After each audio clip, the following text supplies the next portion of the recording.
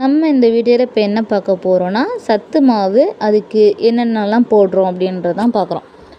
காட்டு யானமரிசி, கேழ்வரகு, நாட்டுக்கொள்ளு, பனிவரகு, பாதாம், வால்நட், முந்திரி, சிவப்பு பீன்ஸ், ஏலக்காய், சிவப்பு அவுள், சுக்கு, நாட்டு தட்டைப்பயிறு, மக்காச்சோளம், ஜவ்வரிசி, கருப்பு கவுனி அரிசி, மூங்கில் அரிசி, பச்சை பயிறு, கருப்பு சுண்டல், பூங்கார் அரிசி, நிலக்கடலை, நாட்டு கம்பு, சாமை, பொட்டுக்கடலை, பார்லி அரிசி, சம்பா கோதுமை, நாட்டு சோளம், குதிரைவாலி அரிசி, தினை அரிசி, கருங்குருவை, கருப்பு உளுந்து, இது எல்லாமே நம்ம இதில் இன்க்ரீடியண்ட்டாக சேர்த்துட்ருக்கோம்.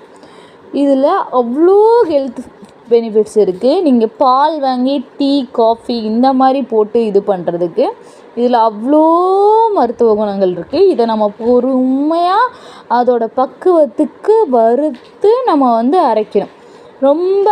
ரொம்ப வறுத்தாலும் அது அதோட ஹெல்த்லாம் போயிடும்.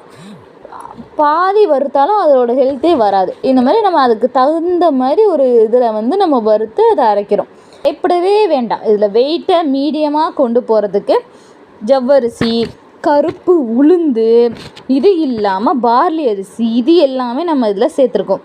அது பொட்டுக்கடலை, நிலக்கடலை, இதெல்லாம் நம்ம ஆல்ரெடி யூஸ் பண்ணுற இன்க்ரீடியன்ட், அது எல்லாமே இதில் சேர்த்துருக்கோம். இது அவ்வளோ ஹெல்த் பெனிஃபிட்ஸ் உள்ளது. காலையில் நீங்கள் குடிச்சிங்கன்னா அந்த ஒரு நாள் ஃபுல்லாக எங்கேருந்து எனர்ஜி வருதுன்னே தெரியாது. அந்த அளவுக்கு அவ்வளோ சூப்பராக இருக்கும். அந்த நாள் ஃபுல்லாகவே ட்ரை பண்ணி பாருங்கள். இது நம்ம பக்கத்தில் கொடுத்துட்ருந்தோம். இப்போ வெளியில் சேல்ஸ் பண்ணிகிட்ருக்கோம். உங்களுக்கும் வேணும்னா கமெண்ட் பண்ணுங்கள். அது எப்படி வாங்கணுன்றதை நான் உங்களுக்கு தெளிவாக சொல்லிவிடுவேன். தேங்க்யூ.